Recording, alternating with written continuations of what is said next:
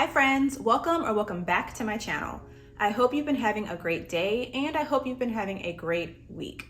If you're new here, I'm Sid and I make videos on productivity, self-care, and creating a life that I love to live. And part of doing that, part of building a life that aligns with who you are or who you want to be, deals with living intentionally. So today I want to get into what it means to move with intention and some ways to start doing that, ways that have helped me on my journey of self-growth. So let's get into it. Living with intention just means that you have clear values and clear beliefs about what is important to you. And you make decisions in your life that align with what those values or what those beliefs are. I think the first thing you gotta do in living more intentionally is to spend time with yourself and spend time doing the things that build you up. Carve out some time to be alone and to do the things that are an investment in your growth. Journaling is a good way to start doing this. It's a good way to identify your priorities and what you want out of life. And you don't have to be a regular journaler. Just grab some paper and start thinking about the ideal day you want to have. Write out this ideal day as if you are living it right now in the moment, present tense. Where are you waking up? What city is it? What kind of house or apartment is it? What are you putting on when you get dressed? What are you doing throughout the day? What is your job? What are your hobbies? How are you spending your free time? How are you winding down before bed? Write all of this out and then think about the steps that you can take right now that'll get you more aligned to what this ideal day feels like. This will help you identify your priorities and what you want and what you don't want. So if your ideal day includes a morning workout and you don't work out at all right now, that might be a sign to start prioritizing some movement during your day. Or if your ideal day includes you waking up in a city that you don't live in right now, or an apartment or a home that you don't live in right now, what are some steps that you can take today to start getting the money together or getting the career together to make that happen? Last year, I started thinking that remote work would really work for me and the kind of life I want to live, and to be able to try out different cities and to live in different locations. Ultimately and thankfully, I got a remote job, and that's a building block into how I'm creating a life that I want to live. Okay, so now you've thought about it, you've put it on paper, you know how you want to be a better you. Next, it's time to start investing in you. Invest in your confidence, invest in whatever it takes to be a better you. For some people, this may include paying for therapy, or it can mean buying a book or checking out a book from the library on bettering your finances or setting better boundaries. For me, this year, that investment in myself came in the form of clothes. I am not a regular clothes shopper at all. I do not routinely add things to my closet, but this year I was like, you know what? Let me start switching things up. I paid off my debt and my clothes are really played out and I can kind of budget in freshening up my look. So I did a big closet clean out. I got rid of the things that I no longer identified with. I made a list of the basics and essentials I was looking for, and I started shopping because my ideal day includes being able to look in my closet and find something to wear for whatever occasion and wearing the things that make me feel good and confident. So spend some time trying out a few ways to think about how you want to live.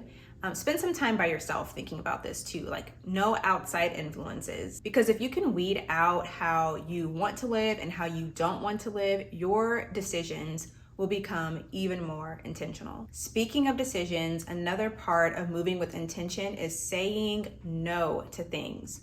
You gotta say no. You gotta say no. Your time and energy is valuable. It is so valuable that you cannot say yes to everything that comes your way. And it's so valuable that when you don't want to be in a situation anymore, you leave. Years ago, I worked at a job that made me miserable. I did not like the work I was doing. I did not like the team I was on. I did not like showing up every day. I didn't like it. And I was determined to get out. So I started applying around, and the very first job offer that came in, I took it. And I should have known better because there were red flags all up and through that interview. They asked me how much I made in my current job, and I shouldn't have answered that, but I did. They had mentioned that they're like a family in the office, which I know now is a huge red flag. Looking back, I can really see that they were clearly in a rush to fill that spot, And I was in a rush to leave the spot I was in, so it matched up in that way. But the problem is I was so eager to leave the job that I had at the time that I didn't even question where I was going next. I didn't think about the intention behind my next move. I just saw it as an opportunity to leave. So I did. I took it and I left that old job. And after a while, a very short while, I realized I don't want to be at this new job either. The opportunity was not a positive experience for me. I was maybe even more miserable at that job. Or maybe just as miserable as I was at the old job, but just for different reasons. Either way, I wasn't happy. So eventually, when I was trying to leave that job, I got a lot more serious about my job search process. During that next interview season I was in, I really sat with how I felt about the companies, about the teams, about the work I would be doing. I asked myself, what am I looking for? And is this it? So I ended up getting a job offer. And the pay was at that time like the most I had ever made. So it was really tempting. It was really tempting, but I was like, let me think about this. Let me spend some time with my intentions because I knew I wanted to work on a really good team. So I did some research. I contacted people who I knew had some work history with that organization, and they weren't telling me not to take the job. But they were telling me what I needed to know to tell myself, girl, don't take this job.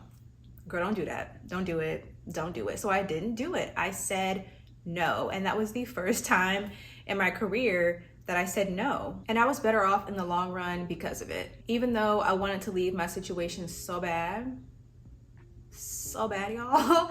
I was like, I cannot take another opportunity that I'm just going to be trying to escape from in a few months. And yeah, now I can really say that that really did benefit me in the long run because I ended up joining a much better team. So you may not see the immediate benefit of saying no, and you might wrestle with that feeling, that uncomfortable feeling of saying no, but more often than not, you will see the benefit of saying no later on. Another big thing in living intentionally and moving with intention is to assess your use of social media. The things that we are scrolling past and engaging with on TikTok and Twitter and Instagram, they really do have an effect on us. In the span of like 5 minutes on an app, we can go through a lot of emotions.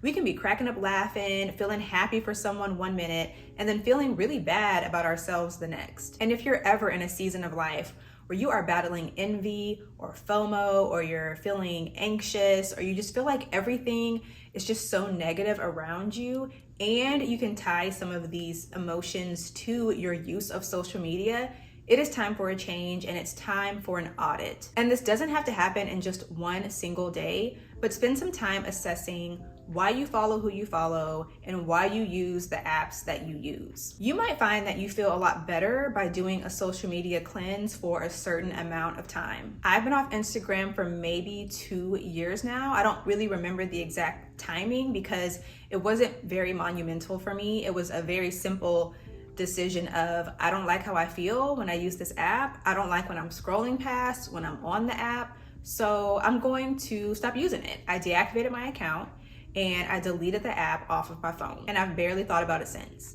And you know, my husband did a similar thing at some point. He didn't like how he was mindlessly scrolling on the app. He didn't like how much time he was spending in the day mindlessly scrolling on this app. So he deleted his for a while too. And you don't have to get rid of these apps completely in order to be thinking about your use of them. I have before on Instagram and Twitter especially. I've taken some time and just sat through my following list and thought about, do I want to still follow this person? Why do I follow this person? Do I want to unfollow this person? Some people I really like seeing their life. I like seeing their pets. I like seeing their vacations. I like seeing their home decor. And other people, I'm like, every time you post something, I feel negative or I feel fired up. I have a reaction to whatever you post, and I don't want to feel that way. I don't want to come online feeling that way. So let me, because I don't like how this feels, let me remove myself and unfollow you. And also for these apps that you choose to be on, just be mindful about the community that you're engaging in on these apps. Follow who you want to follow and don't follow what you don't want to see. That includes hate following. You know, we ain't doing that. That doesn't align with my intentions. So try to follow the people that have what you're looking for and that match the intentions that you've set for your life. So yeah, over these next few weeks, spend some time with yourself, thinking about your priorities and what you want out of life. Practice saying no to things that don't align with you, and take some time to think about how you're using social media. These are a few ways that have helped me on my journey, have helped me move with more intention. So comment what works for you. Let me know what steps that you have tried that have made a more mindful life for you, a more intentional life for you. Thanks for watching, and I'll see you next time.